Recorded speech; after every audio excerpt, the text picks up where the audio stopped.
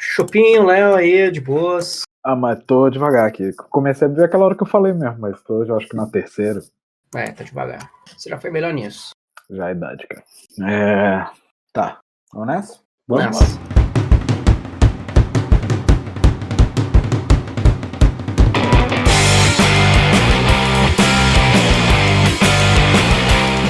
Fala galera, bem-vindos ao podcast Na Sarjeta, o programa sobre fazer quadrinhos. Meu nome é Leonardo Maciel, eu sou ator dos quadrinhos Conde Pelanor e nos bastidores da Bíblia, o Êxodo. E sou professor de desenho no macielcorp.com e no canal do YouTube Maciel Corporation. Eu sou o Rafael Marçal, autor do livro Filhote de Mandrião e das tirinhas do Vacilândia.com. E eu sou Wesley Samp, autor do livro Um Começo, da série Cada Um com Seus Problemas e do site depósitodoes.com. Vamos pro papo de hoje.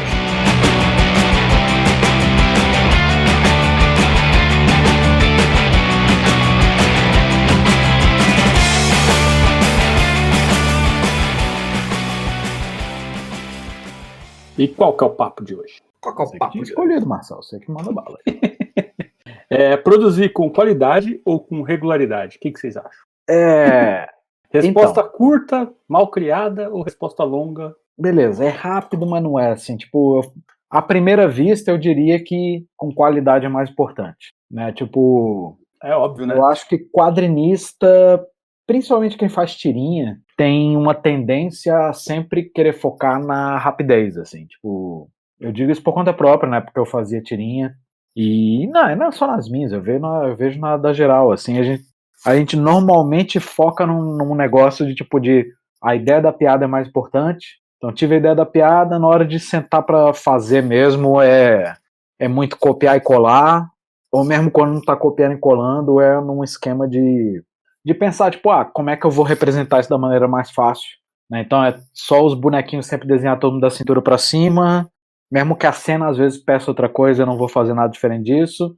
Quando eu for obrigado a fazer diferente disso, eu vou pensar na maneira mais fácil de desenhar aquela cena possível, porque eu vou gastar poucas horas fazendo e rápido, vamos nessa. E eu acho que isso sobra até para quando a gente entra para uma coisa de fazer um quadrinho mais longo, principalmente se você vem dessa área, assim, né? Tipo, que nós três viemos. Uhum. Na hora de fazer um quadrinho mesmo mais longo, tem que fazer, sei lá, tem uma cena no quadrinho que você escreveu ali que tem, sei lá, 2 exércitos brigando, tá? Puta merda. Na hora que você se lembra de desenhar, como é que eu vou desenhar essa merda? Eu vou fazer os diplomatas resolvendo numa conversa. Então, eu acho que raramente, pelo menos no começo, você raramente vai ter a decisão de fazer, não, eu vou pensar, vou pegar umas referências aqui, vou pensar numa cena que vai ficar irada aqui, tá? Da galera subindo no morro e tal, uma porradaria comendo.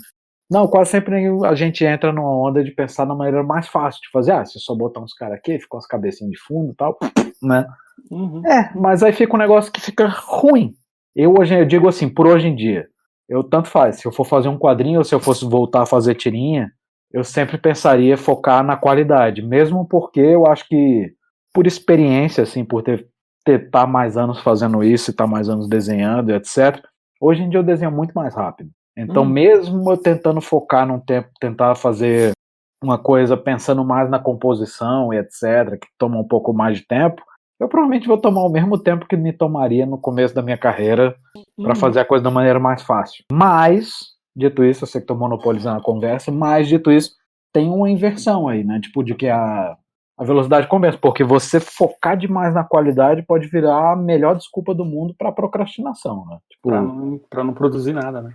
Não produzir porra nenhuma, não fazer nada, e tudo demora 2 anos, aí mesmo que, assim, eu acho que isso, pra tirinha é mais simples, né? Na tirinha você não consegue enrolar tanto que tem que sair e tal, mas ainda assim, é só uma tirinha por semana, porque o cara ficou 10 horas desenhando uma parada, e nem sempre é a melhor solução, né? Tipo, às vezes, esse negócio do desenho e composição, às vezes o desenho e a composição atrapalham o texto, assim, se você não tem muita noção, tipo, fazer um ângulo de câmera muito louco, pode atrapalhar a piada. O que importa é pra uma coisa que você tá fazendo humor, a piada é mais Virtuosa, importante. Então a composição mais simples vende melhor. Claro que a virtuosa atrapalha.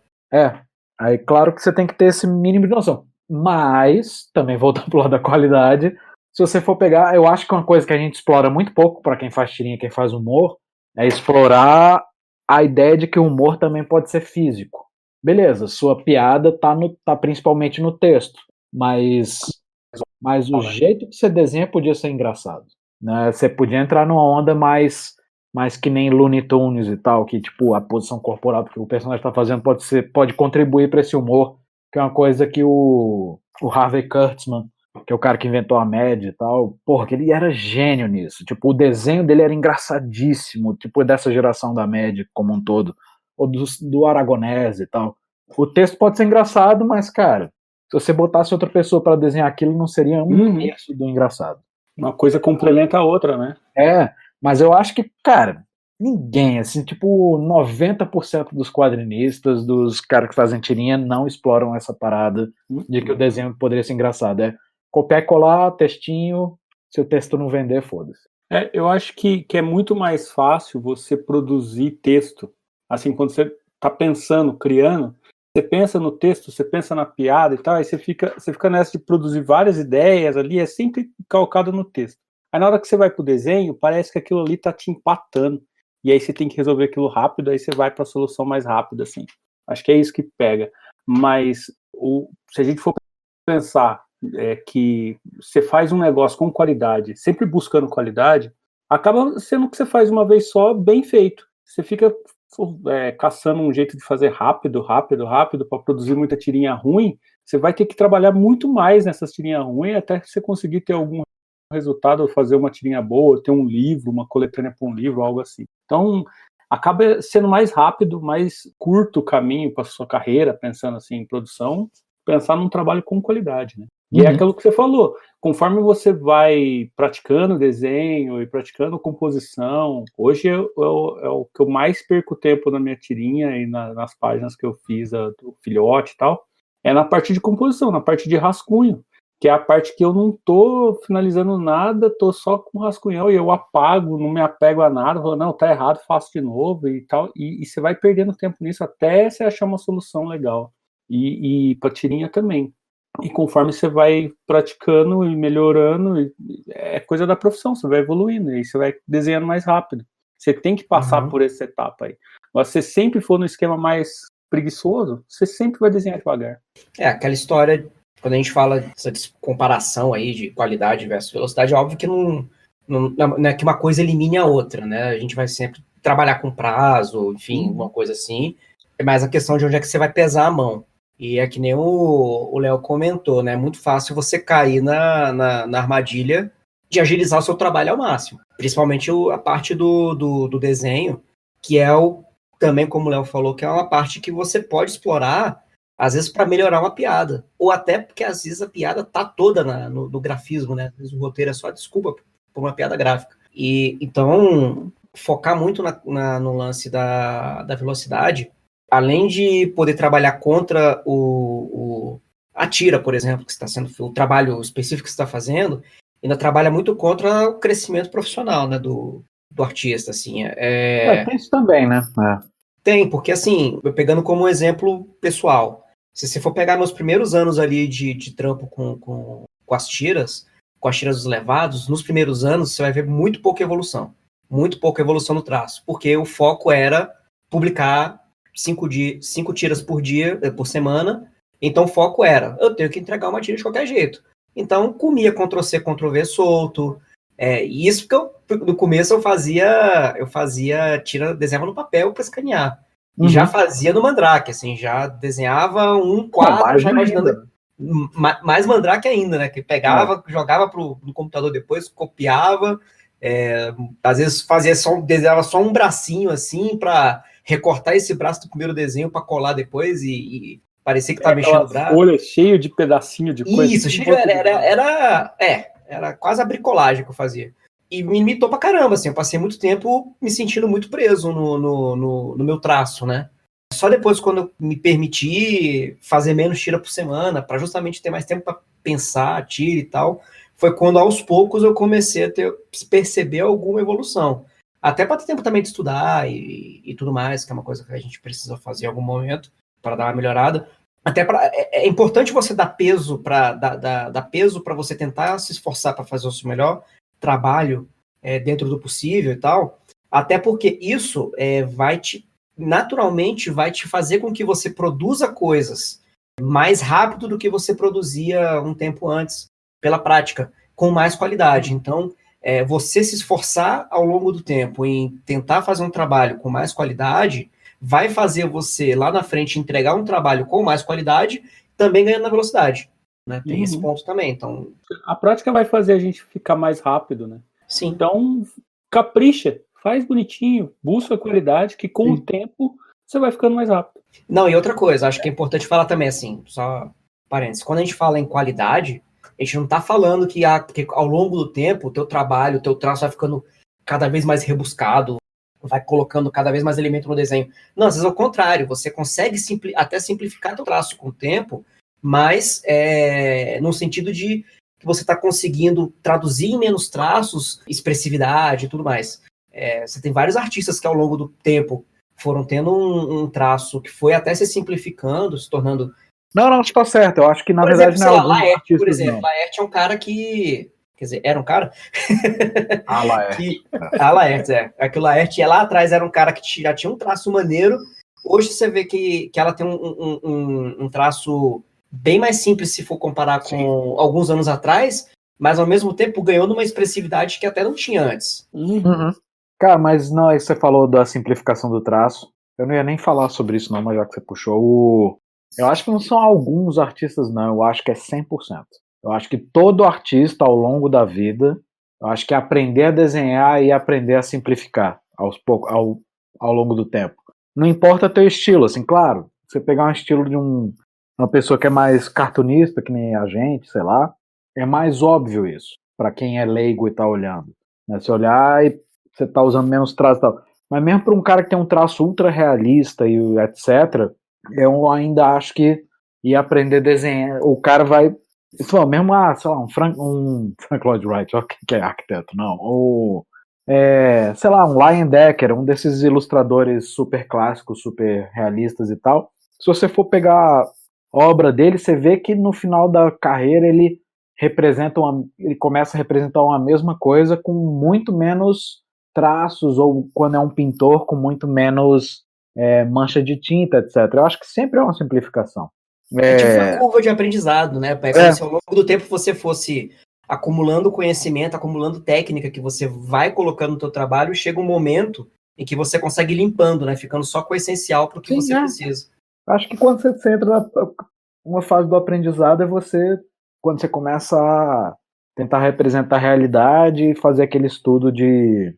Você tem que ter um conhecimento técnico, né? Eu quero representar aquilo, então tem um conhecimento técnico de como representar, que exige todos esses passos aqui. Mas à medida que depois você passa, que você já tem um conhecimento técnico, você já consegue representar qualquer coisa que você queira desenhar, o resto da tua carreira vai ser, tipo, a meio que começar a abandonar essas coisas e ir para um caminho de... mais abstrato, eu consigo representar essa mesma coisa, mas com muito menos. Eu não preciso fazer todos aqueles passos que eu aprendi e para ficar super duro o desenho. Não, você vai soltando. Se absorve e simplifica, né? Mas aí voltando ao assunto em si, né? Tipo, é um negócio de, que é da dedicação ou não, fazer mais rápido ou mais fácil. Assim, eu acho que tem duas coisas. Se você é uma pessoa, se você tá ouvindo a gente e você tá no início da tua carreira, o melhor que você tem que fazer não é focar na qualidade mesmo, não, é em produzir. Talvez nesse momento a velocidade seja mais importante. Porque, mano, se você já é uma pessoa que já produziu, já lançou livro e não sei o quê, você sabe que você vai conseguir continuar lançando livro.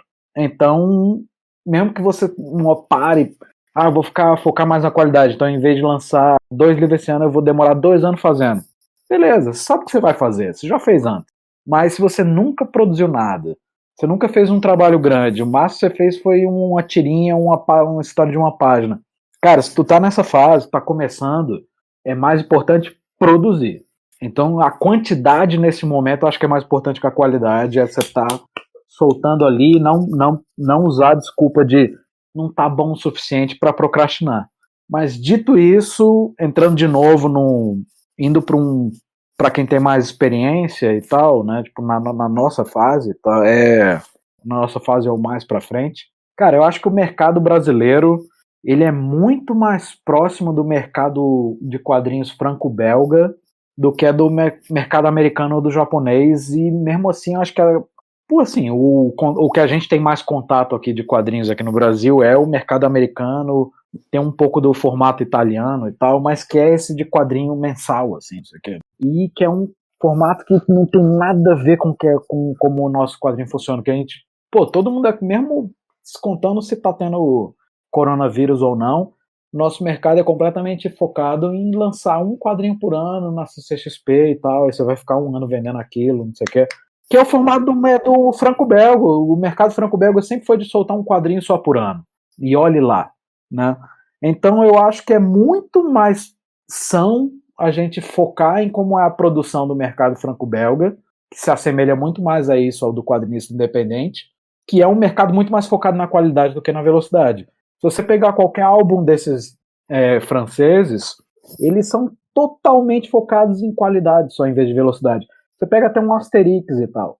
Um Asterix é um quadrinho fininho e tal, assim, né? Tipo, não tem o quê? 50 páginas? Um Asterix, sei lá. E o cara, eles soltavam um por ano daquilo ali, talvez menos. Um a cada 2 anos, né? Sei lá. Eu não sei qual era a frequência que eles chegaram a lançar pra Asterix. Mas mesmo na época mais frequente, acho que era um por ano. Você pegar qualquer outra coisa, Black Sad e tal. Em geral, quadrinho franco-belga é um quadrinho por ano, pouca página, mas tu abre qualquer quadrinho franco-belga, meu irmão, é uma qualidade de desenho e tal, que você vê que o cara gastou horas, dias em cada página. Mesmo no Asterix, que é um traço bem cartoon, o Derzo morreu há menos de um mês, né? Eu voltei a reler, eu tava relendo o bando de quadrinhos do Asterix. Cara, é absurdo o nível de qualidade do desenho do Derzo naquelas páginas.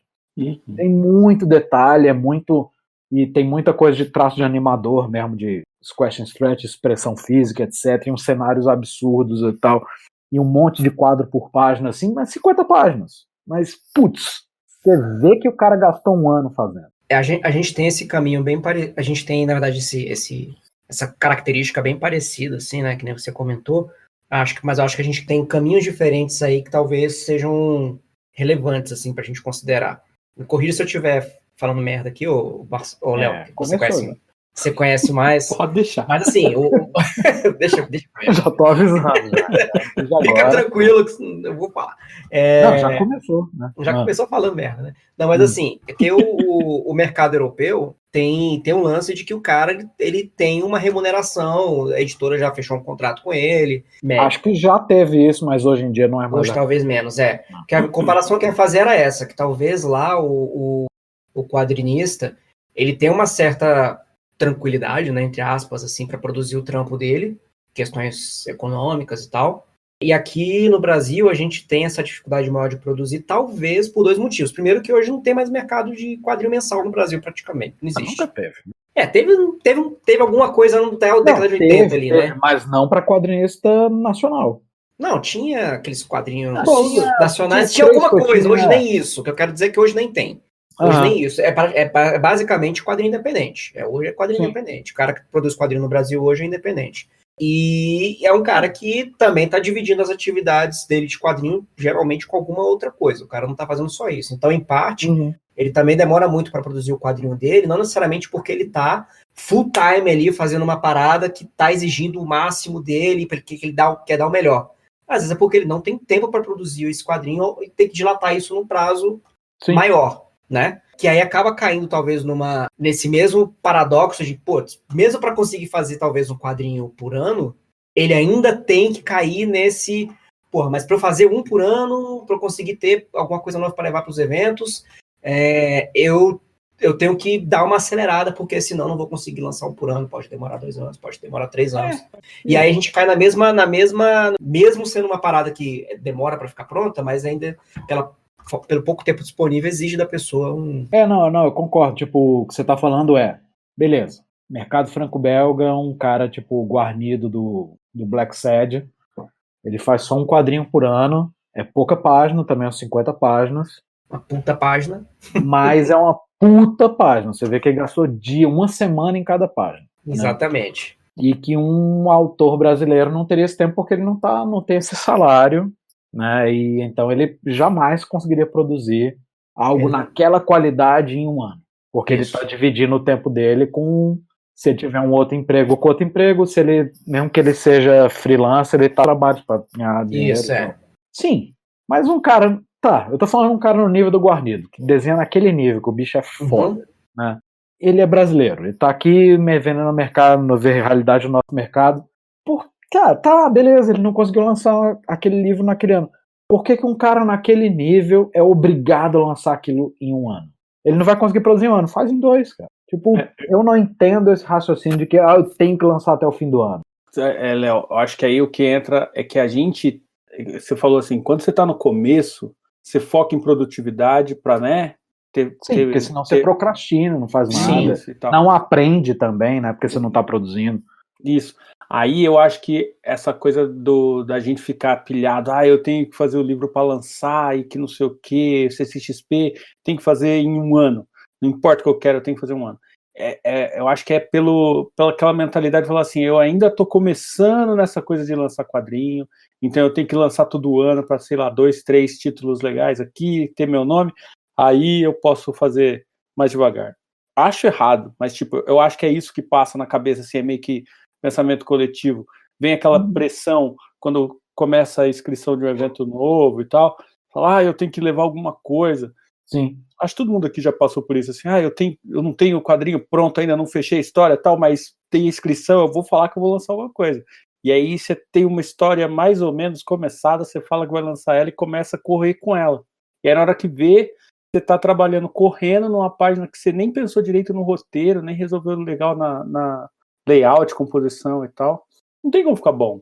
Então, você procurar a regularidade... Pode até ficar, mas não vai ficar tão bom quanto poderia, talvez, né? Sim. Tem isso também. Mas, tipo, se você foca em ficar produzindo e correndo num negócio que não tá pronto ainda, você não parou para escrever, para resolver as coisas, você tá pedindo para dar alguma coisa errada. Pode não dar, sim. Mas assim, você tá fazendo de tudo para dar, né? Tipo, se você não se dedicou no roteiro, não se dedicou na composição, não se dedicou na arte final, na cor, tudo você fez nas coxas. Tipo, pode até fazer assim, não, esse aqui... Não, você pode ter até não vamos falar que fez nas coisas, você pode ter dado seu melhor. Tem essa mesmo. Mas o tempo não permitiu que fosse, né? Foi o seu melhor naquele tempo. É que eu tô falando assim, vamos supor, você tem um livro, você vai fazer um livro, um projeto, você já fechou o roteiro, você trabalhou um tempo no roteiro, uns meses no roteiro, fechou diálogos e diagramação de páginas e layout, composição, fez uma arte final foda, aí você tá com o prazo corrido e fala, não, pera, na cor eu vou fazer um negócio mais simples do que eu poderia fazer. Eu tinha uma ideia aqui, mas eu vou fazer um negócio mais simples para correr, para terminar esse negócio logo. Pode piorar o trabalho, porque, né, você vai dar um golpe ali no negócio. Poderia ficar melhor se você fizesse a cor melhor. Mas, assim, tem uma galera que faz isso em todas as etapas. Faz isso no roteiro, faz correndo, arte final faz correndo, diálogo faz correndo, composição faz correndo, e na hora que vê lá na cor, você pode fazer a cor mais linda do mundo, a estrutura da história já tá zoada. E aí é mais risco você corre, né, com a história. Mas eu acho que não é uma galera, eu acho que todo mundo fez, eu acho que todo mundo faz. Eu acho que eu fiz, você fez, o Wesley fez. Sabe, tipo, essa realidade, porque eu tenho que ter o quadrinho tem que estar pronto para CCXP, tem que estar lançando. Cara, eu entendo, se assim, eu nunca fui, eu tô indo pela primeira vez, eu tenho a pressão, eu tenho. Massa. Mas, existe, você tem que botar uma diferenciação entre quem tá começando e quem não tá. Eu acho que como nós três não estamos mais começando, eu tô com quase 40 anos, sou idoso, né, tipo, eu não preciso mais ter esse raciocínio, eu acho. Eu acho que meu trabalho vai ser muito mais bem servido se eu sento e paro pra fazer tudo com calma, sabe? E eu acho que não é todo mundo que se falar, algumas pessoas, não, acho que é todo mundo, cara, todo mundo fez isso. Porque todo mundo teve assim, eu tenho que lançar, então não necessariamente fez tudo nas coxas rapidaço, assim, mas você fez um trabalho menor, com menos páginas, teve várias coisas ali que você deu um copiar e colar, ou não sei o que, ou desenhou a composição da maneira mais fácil, que é o que a gente tá falando no começo, de tem a composição que ficaria melhor se eu tivesse botado a câmera de longe, os personagens pequenininhos e o cenário, pra essa cena? Teria. Mas eu acabei desenhando num close os dois personagens da cintura pra cima, porque é mais fácil de desenhar, porque aparece pouco cenário. É o que todo mundo faz, sabe? Tipo... Na verdade, isso vai fazer parte do trampo, não tem jeito, assim, em algum momento você vai ter que fazer escolhas. Porque por mais que você se dê o tempo que você precise e tal, em algum momento você vai precisar, cara, eu preciso terminar esse trabalho. E salvo que seja uma coisa mega, assim, mega autoral, que você não tem compromisso nenhum, não lançou Catarse e não planejou isso para lançar em lugar nenhum e tal, você em algum momento você vai ter que olhar e falar, cara, vou precisar resolver isso aqui, terminar isso aqui, o que eu vou fazer? É a hora que você vai ter que fazer alguma escolha por não retrabalhar uma página que você gostaria de retrabalhar, ou de enxugar o trabalho de cor, alguma coisa assim. Meio que vai acontecer, não digo que em todos os trabalhos que a gente vai ter, mas em algum momento dos trabalhos que a gente vai ter, a gente vai tendo que fazer alguma escolha para poder concluir esses trabalhos dentro de algum prazo, né? Por mais que ele seja um prazo dilatado. Agora, voltando para o lance que o Léo estava falando, né, para quem está começando, que é importante começar a ter ritmo e tal, acho que é bem por aí mesmo, mas eu acho que talvez a maior opção que a pessoa tem que fazer entre fazer com mais qualidade ou mais velocidade e tal, seja sair da zona de conforto. Tipo, tô começando, a minha dificuldade é começar a fazer, bora para agilidade. Na hora que você começou a pegar o ritmo, opa, já tô fazendo de boa. Seu desafio já não é mais produzir em quantidade, é produzir melhor. É a hora que talvez seja a hora de separar e falar, boa, deixa agora eu começar a me preocupar em tentar produzir um trabalho melhor do que o que eu estava entregando antes e tal. A hora que isso também, por algum motivo, começar a entrar numa zona de conforto, você volta para tentar trazer aquilo que você já evoluiu para uma velocidade maior, e por aí vai.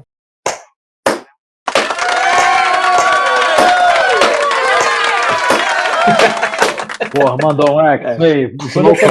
Quando é pra xingar, a gente xinga. Acho que tu resumiu. Não, Não, de verdade, eu acho que é tipo o que você falou, de, cara, a questão é você tá sempre tentando se desafiar, cara. Pronto, é isso. O seu desafio é começar, né? Então começa. Se o seu desafio é fazer melhor. Isso que o Wesley falou se encaixa muito bem para quem faz tirinha para aquela tirinha diária para internet e tal, porque é um negócio que se você ficar pensando muito, aquela piada lá fica datada, aquilo lá você já não gosta mais daquela piada, você já muda o tipo de humor, então assim, produz.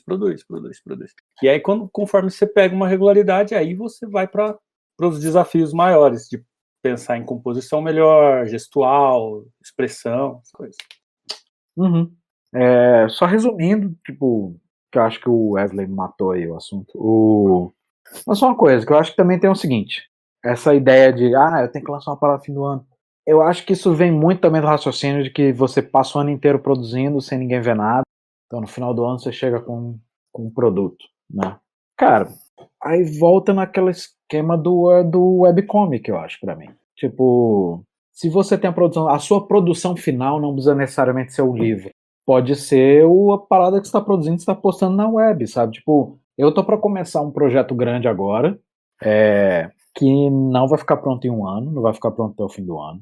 Então a solução que a gente arranjou para isso foi justamente isso, então vamos botar para ter é uma coisa que ajuda a ter uma pressão em você mesmo, de tipo, eu tenho que botar a cada tantos dias uma coisa pro público ver, quanto que às vezes você pode ter o raciocínio de que o objetivo final, entre aspas, é a própria internet, assim. Então eu vou começar um projeto grande nos próximos meses aí, de um quadrinho grande que vai durar muito tempo, vai ser um quadrinho grande, não sei o que lá, pensando bem nesse esquema, eu quero fazer com calma para ficar a coisa mais foda que eu já fiz, não quero cortar etapa nenhuma, mas para não ser uma coisa isso, que eu vou ficar 2 anos fazendo, sei lá, e, né, tipo, ninguém vai ver, ninguém sabe que eu existo, e é muito fácil você cair na rotina de não estar fazendo porra nenhuma. A pressão não, você tem que encarar que o produto final não é o livro que vai ficar pronto daqui a 2 anos. É que a cada, sei lá, 15 dias eu tenho que ter uma atualização de um pedacinho desse livro na internet. Uma coisa que rolou comigo no Filhote, eu fiquei 1 ano trabalhando nele, isso assim, que eu fechei o roteiro, falei, o roteiro vai ser isso, aí trabalhei no roteiro, composição e tal, ficou 1 ano. Mas um pouquinho antes eu já estava trabalhando nele. E como tem o clubinho lá, eu fui já compartilhando passo a passo da produção. Então, às vezes você fala assim, eu devia ter produzido uma página hoje, não saiu página nenhuma. Mas alguma coisa aconteceu daquele livro, alguma coisa do processo, você ficou travado numa escolha de composição e tal, e você pode compartilhar até essas coisas. Porque você como autor e as pessoas que estão acompanhando o seu trabalho, isso faz parte do trabalho. Tá falando que tipo, o clubinho te forçava a ter uma produção e mostrar pra alguém Não, e tal. e é uma opção de você tá compartilhando conteúdo. Você não precisa compartilhar a página pronta, um capítulo pronto. Eu acho que o bastidor da produção já é alguma coisa de conteúdo. Você consegue trabalhar isso e as pessoas têm curiosidade de saber como é que é produzir um quadrinho também. Mas eu acho que a gente aqui no Brasil tem um raciocínio torto sobre isso. Essa ideia de que, tipo, eu não posso botar o trabalho pronto na internet porque aí vai vender menos. Tem. Isso é estúpido.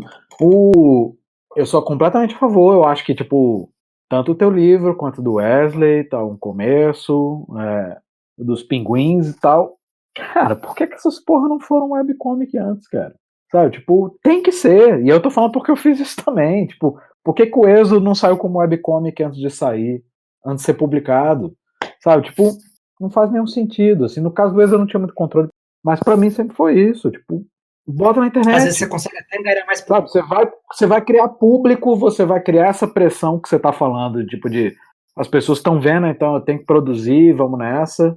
Então é o que a gente tá. Vocês estavam falando, beleza, o Guarnido tá fazendo um quadrinho lá do Black Sad, ele é brasileiro, ele não tem um salário, então ele não vai fazer em um ano, porque demora pra caralho fazer uma página daquela. Mas ele vai produzir em 2, então ao invés de ficar sumido e no final fazer, ei galera, tem um Catarse, yay, apoiem, vocês que não conhecem isso. Não, né, tipo, você que nunca ouviu falar nisso, pra quem não me conhece, como é que é o Troy McClure, né? Pra quem não me conhece, eu sou o Troy McClure. Mas você me conhece pelos meus outros livros. Me conhece porque, né? Tipo, 2 anos atrás eu tava inventando assunto pra postar aqui no meu outro Catarse. Aí tipo, cara, não, por que o Black Sad não tava saindo por capítulo na internet? Eu acho que você publicar na internet vai gerar muito mais venda e público o livro já ter sido publicado na internet do que o contrário. Uhum. Esse raciocínio de que tipo que vai roubar a venda é um raciocínio torto. Se você pega os caras que estão vivendo de quadrinho independente de webcomic fora do Brasil, todos fazem isso, todos. E todos estão muito mais bem de vida do que a gente aqui. Sabe, tipo, Cara, por isso que eu tô falando, meu próximo livro é isso, ele vai ser um livro gigante, vai sair como webcomic antes. Vai roubar a venda? Eu acho que não vai. Pelo contrário, eu vou criar um bando de gente que já vai ter lido e fazer, pô, legal, gostei, sou fã, vou querer apoiar. O cara que toma a decisão de que não vai apoiar de jeito nenhum porque já leu de graça na internet, esse bicho não quer apoiar de qualquer jeito. Provavelmente essa pessoa não é seu público, porque se ela não tá disposta a comprar o teu livro... Ou não tem grana mesmo e tal, ela não ia apoiar, porque é um pirraia de 13 anos que não tem dinheiro pra pagar se não tivesse na web também. Falasse, ele prefere, porque só vai ler se pagar. Ele também não ia pagar. Também não ia pagar, porque ele não tem grana. Porque ninguém prefere ler na tela do computador. Sabe, tipo, qualquer um. Se o cara começou a ler teu quadrinho e ele gostou tanto, cara, um quadrinho de 200 páginas, e o cara teve saco pra ler na tela do computador, que é uma experiência péssima, ele teve o saco pra ler aquelas 200 páginas ali, é porque ele vai querer ter aquela porra na estante depois. Cara, não precisa ir longe. Tipo, tem o Marçal e eu que a gente faz tirinha, tem os outros meninos, o Will, o Koala, todo mundo faz tirinha. Basicamente a gente vende livro de coletânea de tira, que a galera já leu, tipo, já leu tudo na internet, né, quando a gente publicou, e tá lá comprando o livro. É outro valor agregado que o livro tem, né? E gera, e acho que isso ajuda a suprir essa ideia de qualidade versus quantidade, porque você tá produzindo, as pessoas estão vendo, você não fica naquele negócio, tipo, eu tenho que fazer rápido porque tem que sair para as pessoas verem, porque tem que sair para as pessoas verem. Não, se você já tá sentindo que as pessoas já estão lendo, estão acompanhando, estão gostando, etc., eu acho que você sente menos a pressão de que você tem que chegar num evento com aquilo ali já impresso. Porque você já está tendo a sensação de que aquilo ali está sendo publicado. As pessoas vão chegar no evento e vão te perguntar quando é que vai ser impresso e tal. Mas você vai chegar já com o negócio, você pode ter outros produtos extras para vender no evento e tal. Mas você já vai chegar com o negócio com a galera que já é fã e não sei o que, e tá acompanhando. Você não chega sensação. Do zero, né? Garimpando público, assim, do nada, né? E eu acho que, pô, na hora que você fizer um Catarse ou um Kickstarter, vai ser muito mais fácil da pessoa a pessoa que te acompanha, que já acompanha aquilo ali, fazer, vou botar grana, do que uma pessoa que tá zapeando pelo Catarse e faz, eu vi e vou apoiar, né? A gente fica muito preocupado de sumir da mídia, né? Sumir da internet, não tá publicando nada. dá a impressão de que a gente não está produzindo nada se não estiver postando nada. Esse é um problema. Aí quando você está numa produção longa, é divertido você compartilhar o processo de bastidor, de produção disso. Você já começa a receber algumas opiniões, já, se a galera está gostando, se aquela piada que você escreveu vai funcionar ou não. Já Às vezes tive uma você curiosidade. Isso, eu acho que isso que é o legal, que você cria gancho, né? Em cada tem o gancho de piada e tem o gancho de história. E aí quando você mostra um pedacinho da história e fica aquele gancho, a pessoa fala, ai meu Deus, o que vai acontecer e tal, você vê que tá funcionando, você tá levando para um caminho legal. Meio que vira um laboratório, né? Isso. E se você estiver errando alguma coisa também, você vê que tal personagem que você investia muito, um fato da história que você contava muito com aquilo, não funciona legal, você fala, opa, tem que repensar essa parte da história. Como ainda não é um produto fechado, tá vivo, aquela coisa tá viva, você pode ir mexendo. E talvez aquele erro pode até, aquela coisa que não funcionou bem, pode até ir para o produto final, mas aí você corrige o curso lá na frente. É coisa vira uma obra coletiva, assim. Tem que ter uma maturidade para lidar, né? Tanto de ouvir as opiniões e tal, e ver como é que você vai lidar com isso aí na sua produção. Ouvir crítica é para outro programa. Já fica o gancho. Ó. Já fica o gancho aí, o próximo programa sobre já fica o gancho para o próximo programa, falar de crítica e essas coisas. Mas acho que é legal. Para mim foi uma experiência fantástica, assim. Tá certo que a galera do clube, eu sou suspeito para falar, porque a galera do clube só me elogia, só amor aquilo ali. Então, mas é até um negócio, assim, a galera do seu clube, tem muitos, tá no meu clube também, então eu entendo bem o sentimento, mas é bem aquela história, não, a galera, porra, é gente fina demais e gosta muito do nosso trabalho e a gente fica feliz pra caralho com isso, mas até aumenta o alerta quando tem alguma crítica, né? Primeiro que as críticas são sempre no melhor sentido, são sempre construtivas, né? Tipo, sim. E tal, não sei o que, mas se chegou no ponto da pessoa fazer algum comentário, vale no mínimo você parar para escutar e refletir sobre aquilo que ela está dizendo. Porque é sincero, né? E é o nosso público, né? Então não tem por que a gente não parar para ouvir.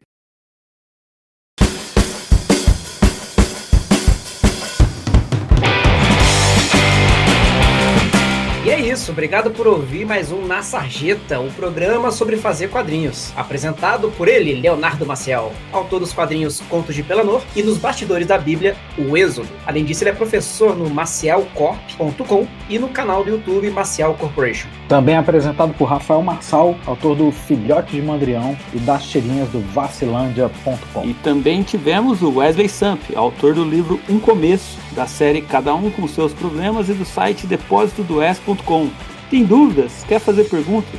Envie um e-mail para nasarjetapodcast@gmail.com. E você encontra o Na Sarjeta no Spotify, no Deezer, no Apple Podcasts e também no YouTube. E se você gostou do programa, deixe seu joinha, seu review de 5 estrelas e assine o canal para acompanhar os próximos episódios. É isso aí, até a próxima!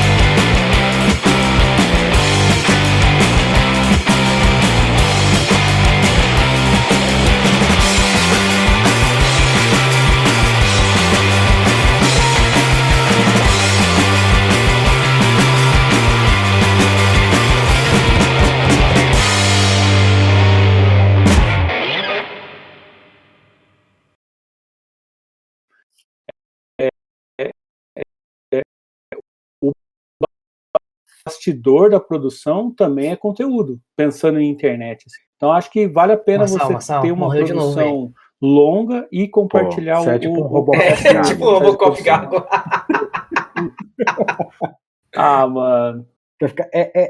Só que Pô, não sei. Pior que eu tô falando aqui agora tá verdinho. Deve tá bom a voz aí. Mas de vez em quando ela fica agora amarela, tá fica vermelhinho aqui, a conexão dá uma eu acho que é oscilada. quando tá vermelhinho aí, tá? Foda. Eu vou Você tentar tá no de Wi-Fi novo. aí? Eu, como tenho clube lá, o clubinho, eu compartilhava todo dia. Travou no mesmo lugar do assunto.